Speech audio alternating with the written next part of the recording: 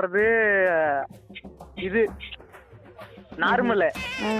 திடீர்னு ஒருத்தன் வந்து நின்று அவன் டாப்ல வந்து வச்சுக்க எல்லாருக்கும் கிளி விழுந்து அவங்க புலம்புறாங்க.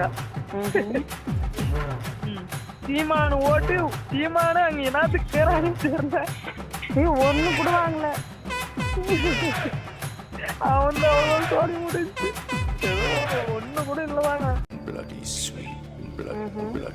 அவன்தான் ஓரம் கட்டாங்க. அவனுங்கெல்லாம் வாய்ப்பே இல்லை.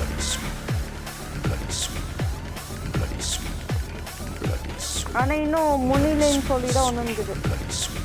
என்ன முன்னிலையா? அதான் சொல்லுவாங்களே இன்னும் கொஞ்சம் இருக்குதுன்னு. 118 வந்தாதான் 234 தொகுதி இது. அது 118 வரணும். 118 வரணும். 118 வரணும். 118 தொகுதியில வின் பண்ணியிருந்தாதான் அவங்க முதலமைச்சர் ஆக முடியும். வந்துருவான் விஜய், அடிச்சு புடிச்சு நகர்ந்துருவான்.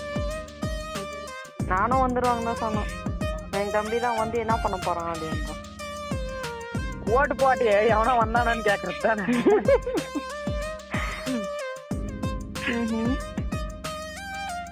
சரி பார்லட்டு வந்து என்ன பண்ண போறானா, வந்து அவன் சொன்னதெல்லாம் செய்ய போறான். இவனுங்க என்ன செய்யலன்னு சொன்னா இப்ப நகை விக்கிறதுக்கு ஒரு பவுன் தருவானான்னு கேக்குறான். ஒரு பவுன் தருவானான்ல. உனக்கு புரியுதா? இவனுக்கு 10 கோடி ரூபாய் கடன் வாங்கி வச்சுக்கிறான். 10 கோடிக்கு மேல 10,000 கோடினாங்க. 10,000 கோடி 10,000 கோடி கடன் வாங்கி வச்சுக்கிறாங்க. அவன் வந்து கொஞ்சம் கடன் வாங்கட்டுமே. அவன் வந்து கொஞ்சம் கடன் வாங்கட்டும். அவனும் ஒரு 15 கோடி 20 கோடி வாங்கட்டும். சும்மா வருதா? இவனுங்க அவங்க கையில இந்த போட்டு செலவு பண்ணுவான்.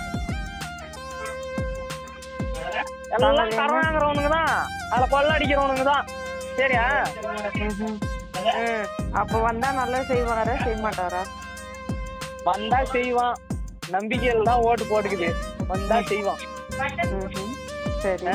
நம்பிக்கை இல்லாத யாரும் இவ்வளவு தூரம் ஜெயிக்க வைக்கிறதுக்கு அவன் ஆள் இல்ல.